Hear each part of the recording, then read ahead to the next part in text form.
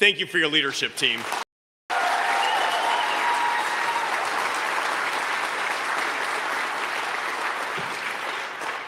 But team, why we're here tonight is to really say thank you to Iowans.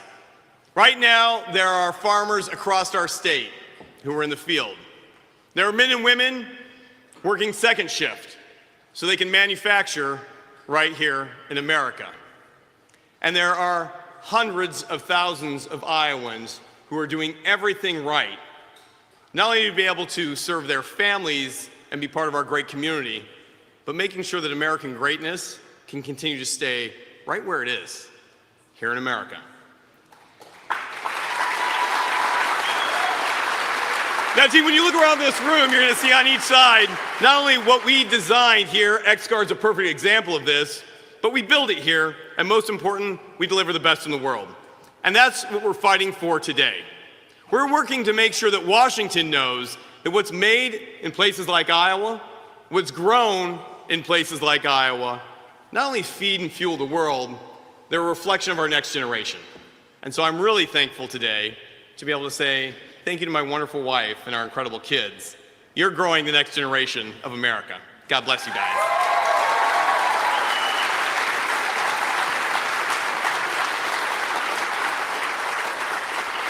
And we're also making sure that those, maybe on the other side of the world, who don't play by the rules are held accountable. I'll be very specific here tonight. We stand on the floor of X-Guard, a company that was designed and built here in Iowa and has expanded all across the U.S. But when they're designed to help save these incredible tractor trailers you see behind me from collisions on the road, not only protecting drivers, but all of our supply chain, it was poached. Intellectual property stolen, and you know by who. Beijing taking from America, rebuilding it, and then dumping it right here in the United States. That's right. Not only did they want to put Sam and Ryan out of business, they were trying to put an American industry to bed so they could own that space going forward. I'm so proud of the work that we've done in Congress, but also the work of this administration in holding bad actors accountable, in being able to fight not just for families like Sam and Ryan's who have built this generation after generation, but for every American-made industry who wants to see success as a result of their own hard work and not have an adversary steal it, cheat the system, and then dump on us. God bless America on this front, and thank you all for helping fight back against Chinese poaching.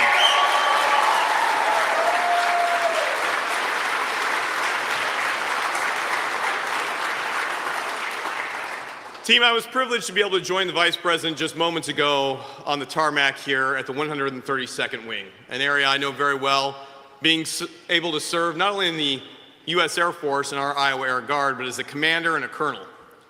But when we walked off that tarmac, we were joined by Gold Star families, parents, men and women who had given the ultimate sacrifice so that their son and their families could deploy for our freedom.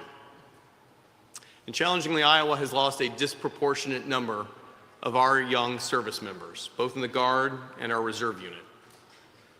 But in hearing from those Gold Star families, they knew that it was worth it.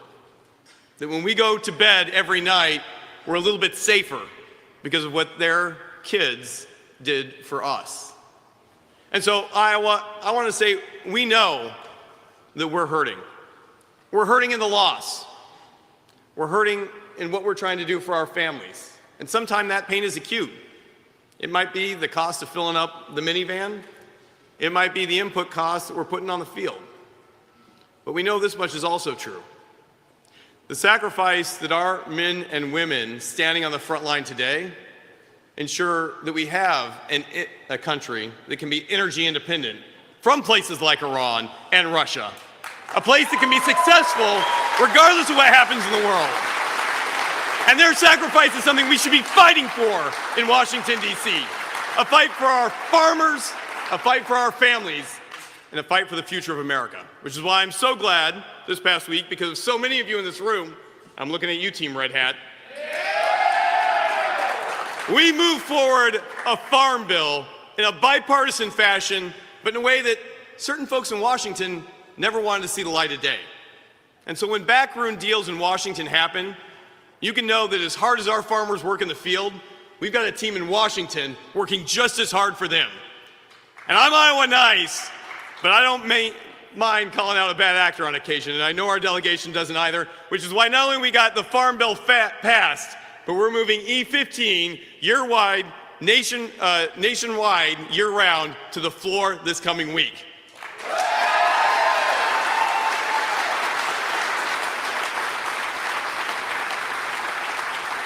Going forward, your Iowa delegation, and this seat in particular, helped move 21 of our priorities in the Farm Bill, something that's never happened in a Farm Bill. That means helping the next generation of young farmer be successful. It means laying rural broadband, so all of us, whether you need telehealth, whether you have an autonomous tractor, or whether you're just trying to watch the last season of Landman, has high-speed broadband when and where you need it. It also means that we're taking the next step forward in things that really matter. Things like disaster protection, helping our farmers, and my work in rural housing to make sure that every community in Iowa can be a success story, not just big blue cities, but right here in red communities like Iowa.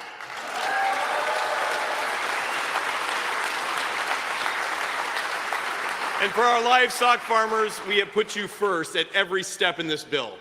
I'm also proud of the incredible fight that we have because we've got a challenging history in Iowa when it comes to things like puppy mills.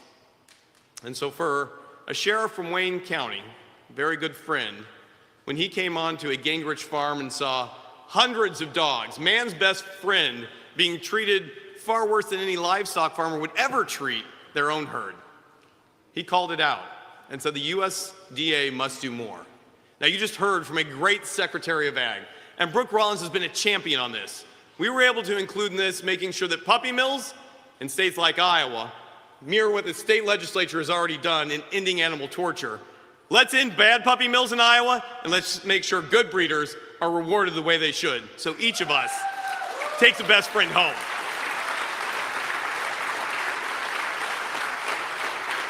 Now, friends, I want to be very specific here. We've got work to do in Washington.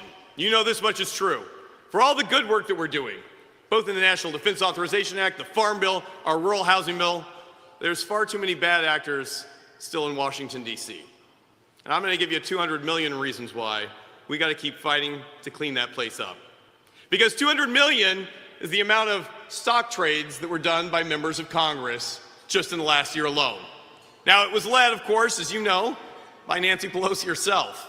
And if you're watching her stock portfolio while she's been in Congress, it's gone up from hundreds of thousands to tens of millions.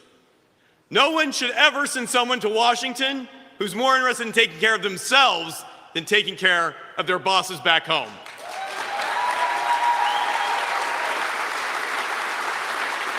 This is why I'm so proud to be leading the charge to clean up corruption in Washington, D.C. Not only did my family never trade stocks, and we never had stocks before we went into Congress, we're making sure that good policies, things like term limits, things like making sure outside influences can't buy politicians, and things like insider stock trading are ended with our effort on the Stock Act to make sure this does not happen again.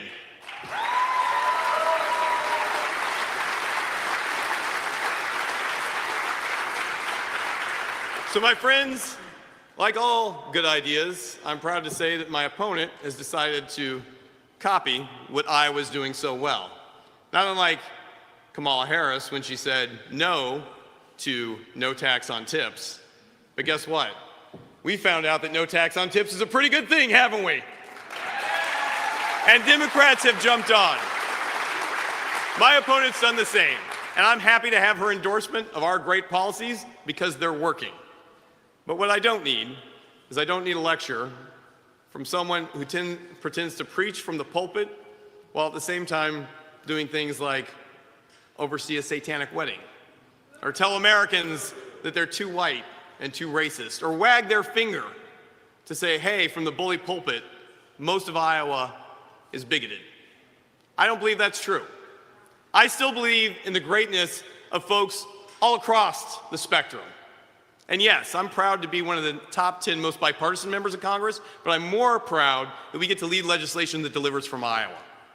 So whether you're a Republican, whether you're an independent, whether you're my mother-in-law and love to vote Democratic as well, but still put a yard sign in our yard for me, we are proud to be able to fight for Iowa's best ideas and take those to Washington. And team, I know with your help, we get the opportunity to do this again.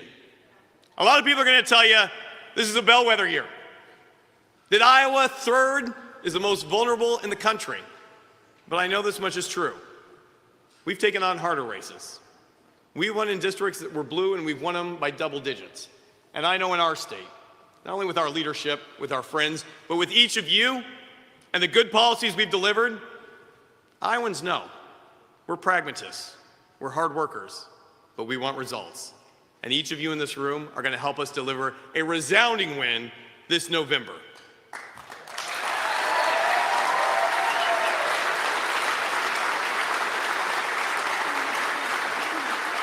Now, team, we all know this. Leadership starts at the top, and being a good commander, it is a privilege to have a wingman, in this case, who's a Marine.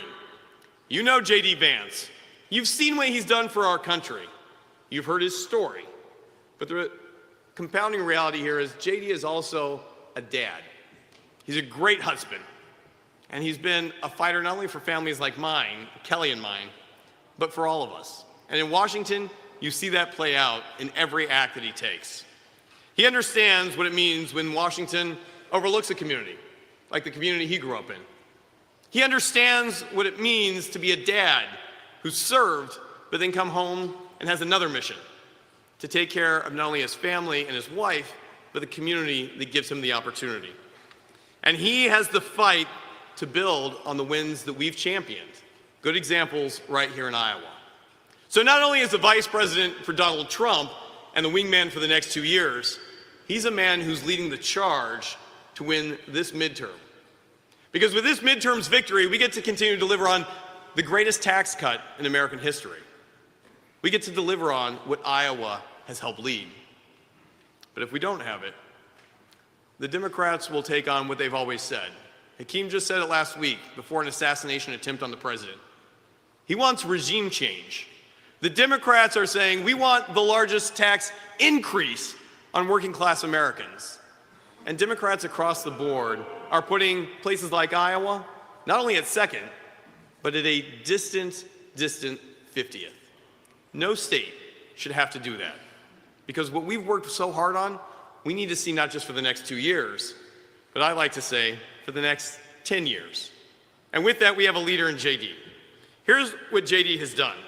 JD has not only fought the tough fights, he's outlined what the fight should look like and given us all a clear marching order on how we can be victorious this November. I believe strongly, Iowa, that we have the opportunity to break the mold, not just in the 3rd district, which has only been held 2 times before it's lost. We can break the mold this midterm and deliver huge wins to our elected officials in Des Moines, our elected officials in DC, but more importantly, our Iowa family across the country. Team, please join me in welcoming my friend, a true leader, a fighter, a warrior, a dad, a very proud husband, and our Vice President, Mr. JD Vance.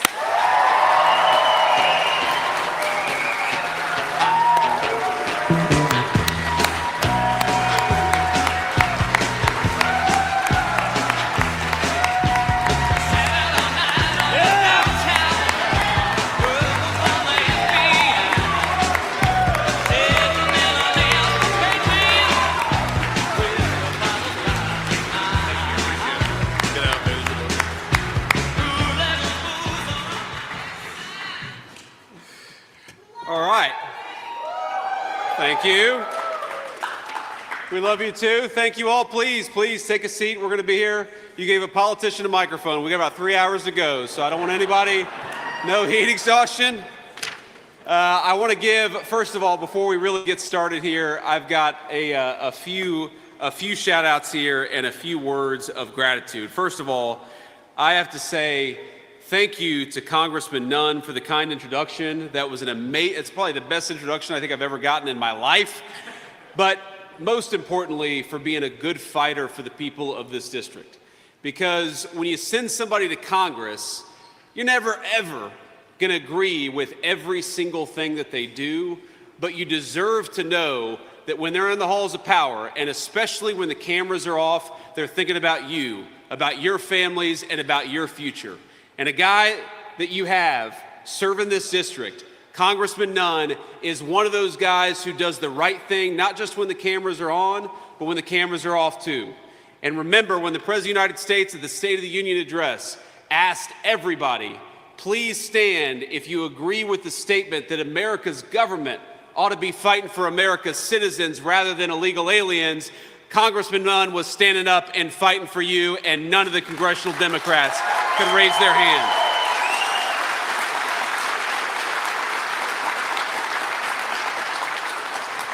So along with Zach Nunn, we have got President Trump endorsed, and of course, endorsed by me too. Endorsed candidates for Congress, we have got Chris McGowan in the room. Where's Chris? Please stand up and be recognized. Chris, thank you for everything.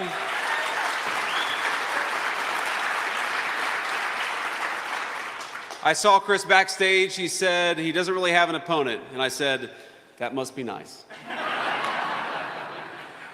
Of course, we ran against Kamala Harris and Tim Walz last election, so not all that different, but that's okay. That's okay.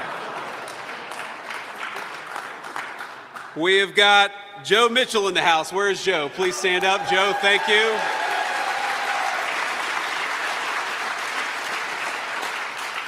I've got to give a special note of thanks to our incredible Agriculture Secretary in Washington, Brooke Rollins, my dear friend Brooke. Thank you for everything that you do. We've got your great governor here in Iowa, Kim Reynolds. Kim, thank you so much for being here. We've got Iowa GOP Chair Jeff Kaufman. Jeff, please stand up and say hello. Thank you, Jeff. I asked Jeff backstage, I said, how are these elections going? And Jeff said they're going great, so they better be. We have got Iowa AG Brenna Bird, the great Brenna Bird. Brenna, thank you. Iowa Secretary of State Paul Pate. Thank you, Paul. Congressman Randy Feenstra. Randy, thank you. And then I want to recognize some of the great Iowa State lawmakers that we have. I will read their names here. We've got Senate President Amy Sinclair, President Pro Tem Ken Rosenboom. We've got Lynn Evans with us. Where's Lynn? Thank you, Lynn. And we got Sherilyn Westrich. Where's Sherilyn at? She took off sick, I guess, today. But she's doing a great job. We're grateful to her. And then we got some Iowa House members too, and I promise this is the last group. We've got Brooke Bowden. Where's Brooke at? Thank you, Brooke. We've got Heather Hora. Thank you, Heather. We've got Bill Gustav. Bill, thank you so much. We got Charlie Thompson. Charlie, thank you. Derek Wolf, thank you for being here, Derek. Kevin Allens, where's Kevin? Okay, he's got the same cold that our other friend did. Stephen Bradley, where's Stephen Bradley? Thank you, Stephen. And finally, Mark Cisneros. Mark, thank you so much for your leadership and thanks for being here. Look, I'm here today to talk a little bit about the stakes in November of 2026, because I think that we have done a lot in Washington, D.C. to be proud of. We're going to talk about it. But the fundamental question for us in this election is actually not any specific question of public policy. It's not any particular issue. It's fundamentally, do you want people in Washington, D.C. who fight for you, who fight for the people of this district, or who fight for corruption and fraud? Because I'm 41 years old, and for the first time in my entire life, I think we have seen a major political party in the United States of America completely go off the rails. They're not just talking about different views on taxes or on regulation or on the Clean Water Act, as important as all of those things are. They're talking about who does the government actually stand and fight for. When the President of the United States asked the entire Congress to stand for the simple principle that the people's government ought fight for the American people first, what did we see? We saw every single congressional Democrat sit on their hands. They didn't care about you. They didn't care about the people of this district. They didn't care about the farmers or the factory workers or the people who actually make this country run. Because now we have in Washington, D.C., a Democrat Party that is so focused on illegal immigration, that is so focused on people who don't have the legal right to be here, that is so focused on fraud because so many of their friends get rich from fraud that they forgot to look after you. And whatever your political views, whether you're a sensible Republican, independent, or even a sensible Democrat, because I know we got a lot of those in Iowa, not in Washington, D.C. I think that you deserve to have a President of the United States and a congressman like Zach Nunn who fights for you every single day, and that's what he's been doing.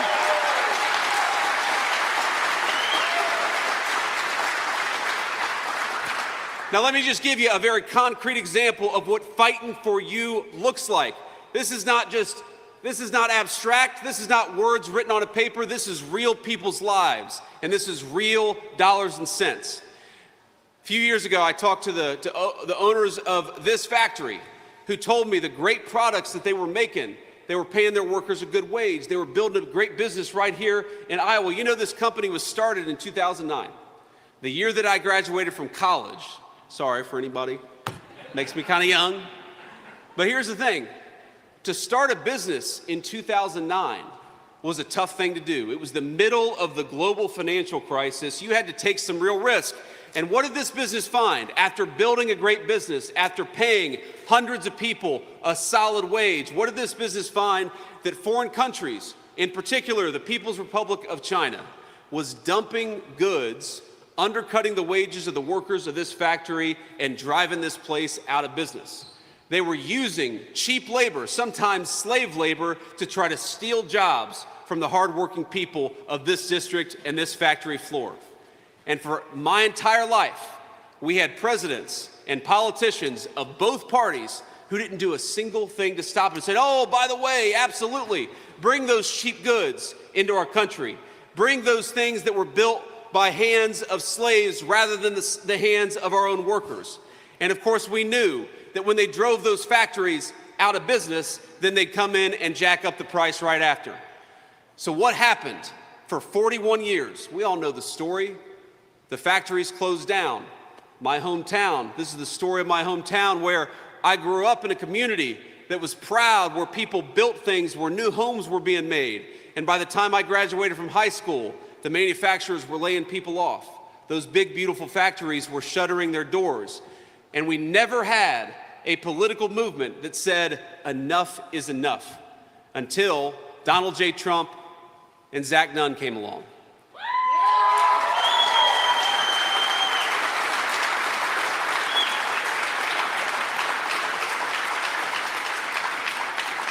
And you know what we said? The Democrats, every day they will tell you, they will fight against our policies to try to bring back American manufacturing. They will fight against our policies that try to fight back against those people who would dump that stuff into our communities. And you know what we say? We say that our tax policy ought to be pretty simple, and that's exactly what it has been. If you're building right here in Iowa, if you're making something right here in Iowa, if you're working every single day right here in Iowa, you deserve a tax cut, and that's exactly what we delivered with Congressman Nunn.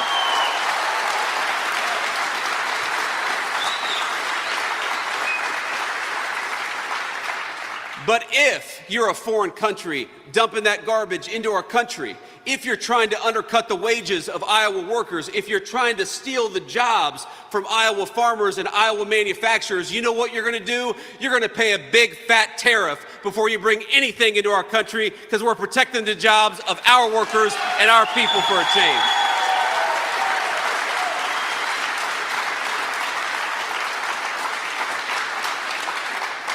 And that's all this is about. When you hear the Democrats attack the Trump administration's tax policies. That's what they're attacking. They're attacking the policies that make it harder for people to steal your jobs, and they're attacking the policies that give you more money to keep in your own pocket. Now, I talked to, again, the factory owners just a couple of minutes ago, I should say. And you know what they told me? They told me that the working families tax cuts, the tax cuts made possible by Congressman Nunn, that they meant that their business had a lot more money that they could give to workers and higher bonuses and higher salaries, that they could hire more people, that they could expand and create new jobs that didn't exist before.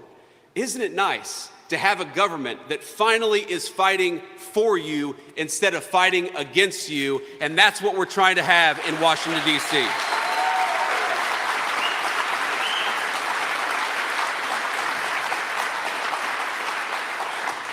Now, there is so much I'm proud of, so much that is moving in the right direction. Do you know, when I was going around the campaign trail in 2024, one of the number one things that young people said to me, young Americans in particular, is that they couldn't afford to buy a home. They couldn't afford their rent if that's what they wanted to do. And you know, for the first time we've seen in over 5 years, for 8 months running, we have seen the costs of rent come down in the United States of America. Our young people are starting to get close. They're making progress. They're starting to get to the point where they can finally afford their slice of the American dream. And you know why we did that? And you know how we did it? It's actually not that complicated. A simple principle. American homes ought to belong to American families, not foreign investors, not foreign owners, and not Chinese investors who are buying up our farmland.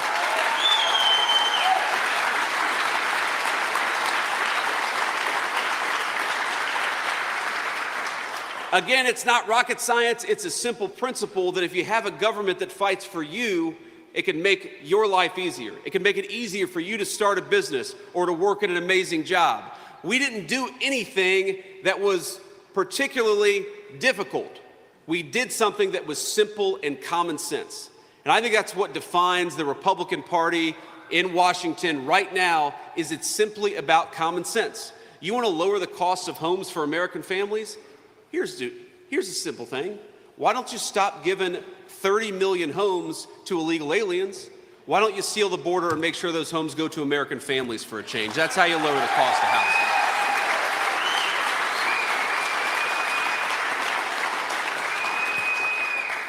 If you want to make it easier for a young American to start a family or to get a good job, stop giving jobs to foreign companies and stop giving jobs to foreign countries and protect the good, well-paying jobs that exist right here in the United States of America, and that's what we did.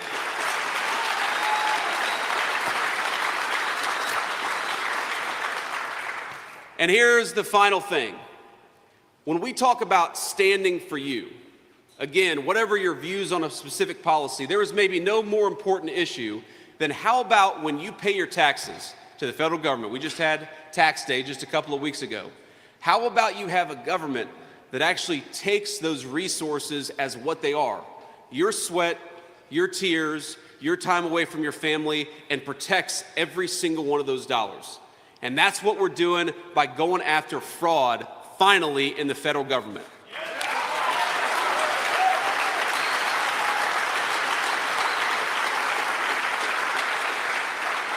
And let me just give you a couple of examples. We had let fraud become so rampant in this country that people were able to get rich not by creating something amazing, not by employing something, not by building something beautiful with their hands. They were able to get rich by defrauding every single person in this room. And they were taking money that should go to America's low-income families, to America's elderly, to people who are struggling in our communities. They were stealing it out of their pocket and stealing it out of your pocket so they could get rich. Let me give you just a couple of examples. There was a program in suburban Minneapolis. It's actually a national program, but it was taken advantage of in suburban Minneapolis, where what we do is that we make it possible, the American people in their generosity make it possible for the parents of young children who are autistic to get access to after-school services. And I think that's a cool thing, because Americans, we take care of one another. But you know what happened? That money wasn't going to the parents of autistic children. That money was going to Somalian fraudsters. because somebody figured out in the illegal immigrant community that if they went around and said that all of the children in a particular household had that particular problem, then they could collect a lot of money from the federal government. And so what happened? You paid your taxes, those people got rich, and the families who needed those services never got to access those services. They were stolen from, and you were stolen from, and your government didn't do a single thing about it until Donald J. Trump and Congressman Nunn came along. What we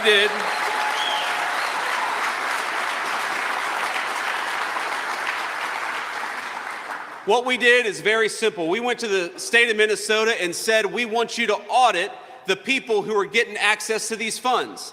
And if you're not willing to confirm that the people who are getting these benefits actually deserve these benefits, then you're not getting another dime of federal money. We cut them off, and that's exactly what we got to do.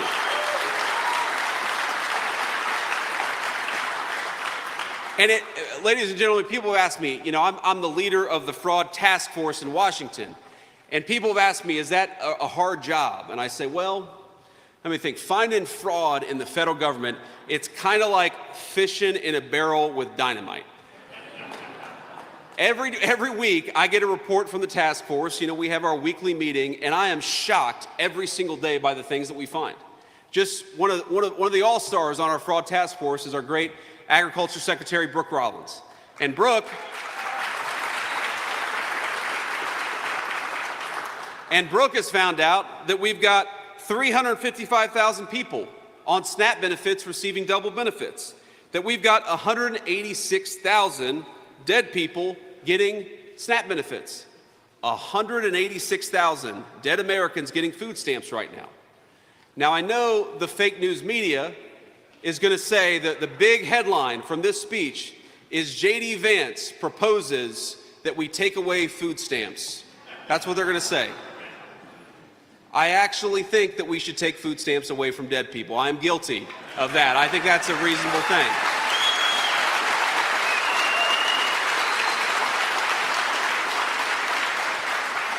I also was talking to Brooke backstage, and she said, you know that there are people who have this is not a joke. There are people who have Lamborghinis who currently receive SNAP benefits. I said, that's interesting.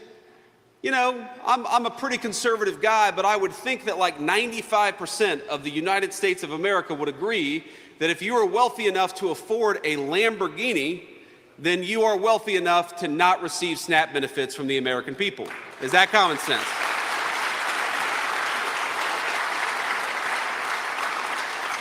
And I could go down and down the list. We just served 22 investigatory procedures. The Department of Justice, we went from discovering what happened in Minneapolis to serving 22, subpoenas so that we could go after the fraud that's happening in Minneapolis. And we did that in just 3 months. And yes, ladies and gentlemen, when we find crime, those people are going to go to prison for defrauding you, because that's exactly how it should be.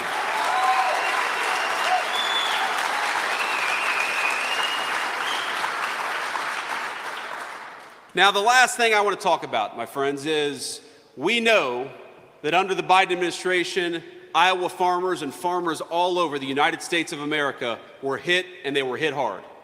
What we've done using the president's trade authorities and using his incredible trade policies is that we have doubled the export market for Iowa farmers in just 18 months. And that is an amazing thing, because what happened for years is that people would dump their agricultural products into the United States of America, but said, you're not allowed to sell great Iowa product overseas. Well, we flipped that on its head.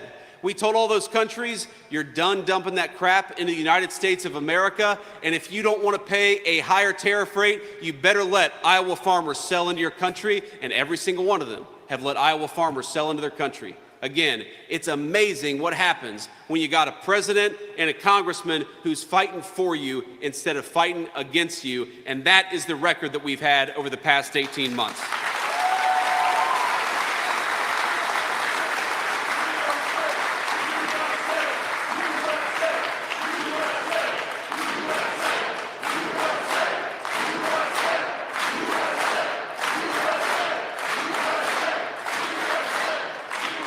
So let me say a couple more things here. So one, I was flipping around in my notes here because I've been trying to find the name of the person that Zach is running against, because we're gonna make fun of her a little bit. Now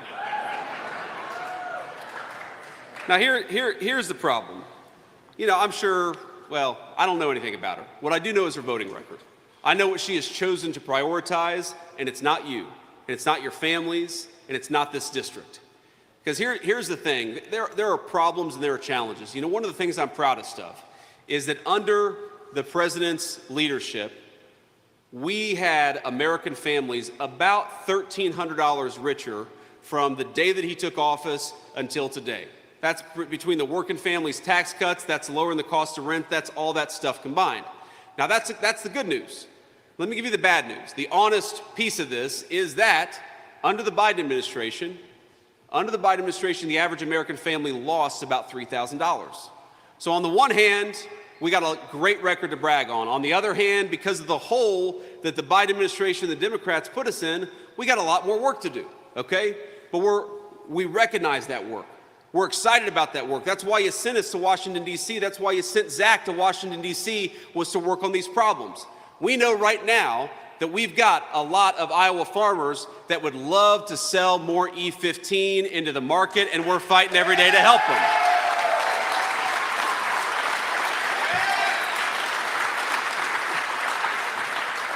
Now, I said that. I did not even see the E15 crew we got over here. I need one of those T-shirts. But the congressman has got legislation that's working right now, and we're working on it every single day because, number one, we want Iowa farmers to have access to more markets, but number two, we want everybody, all of our fellow citizens across our 50 great states, to benefit from what's made right here in Iowa. That's why we're fighting for E15. We also know that a lot of our farmers are struggling with high fertilizer prices. I'm aware of that. As the President of the United States has said, we got a little blip in the Middle East. We got to take care of some business on the foreign policy side. But you know what we're doing simultaneously?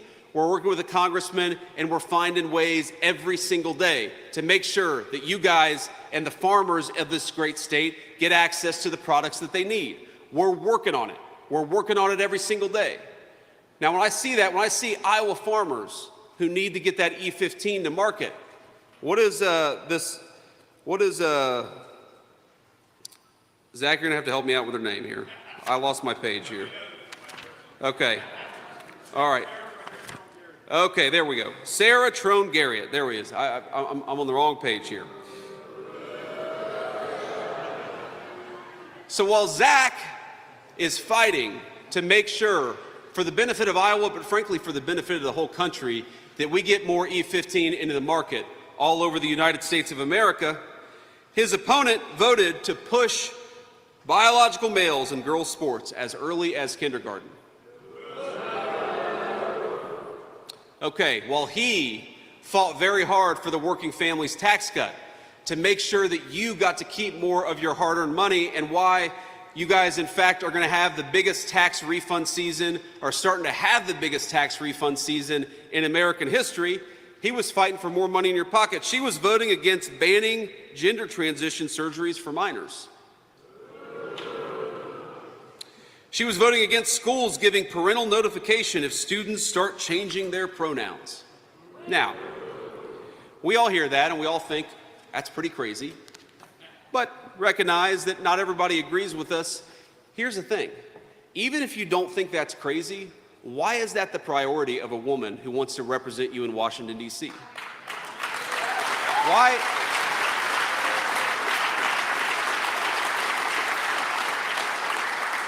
Why isn't she working to increase your take-home pay? Why isn't she fighting for the farmers to get more of that E15 all over the United States of America? Why isn't she fighting